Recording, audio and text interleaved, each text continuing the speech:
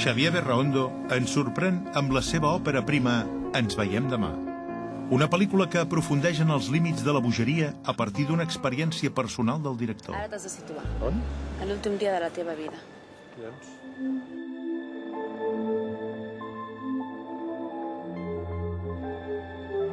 Què és això del documental que estàs preparant?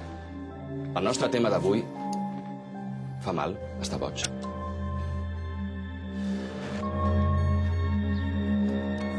Aquesta història està basada en un fet real, suposo que ho heu llegit, tot això ho sabeu, us ho han explicat, i l'ha escrit el Xavi Berraondo, que és el director de la pel·lícula, i ell ha escrit una pel·lícula que parla d'ell i el seu germà. És un retrobament amb el seu germà, un cop mort, i jo faig d'ell, de Xavi.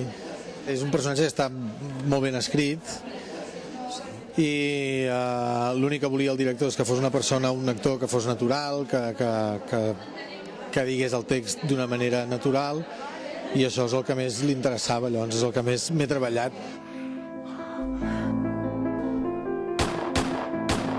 La Azucena és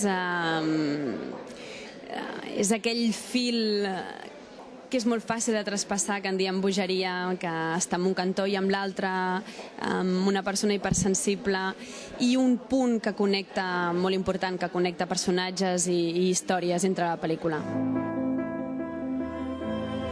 Jo sóc el germà a qui van assassinar, llavors hi ha una...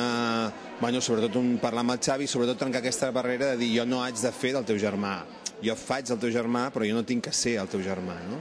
I, bueno, potser aquest principi d'intentar trencar aquesta barrera de que, hòstia, com ho veurà, li recordaré, no li recordaré amb ell, potser va ser el més complicat.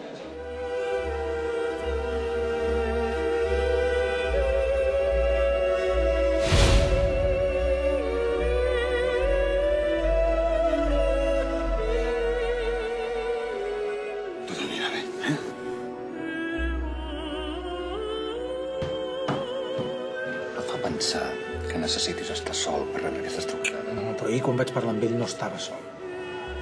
Vol parlar amb tu?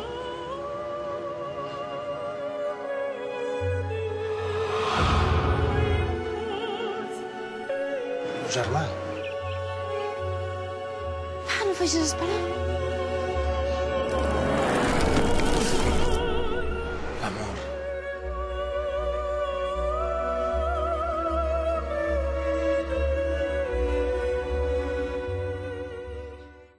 Molt content d'haver vingut, ens ha agradat molt. El director ho ha reflexat molt bé, el seu sentiment amb el seu germà.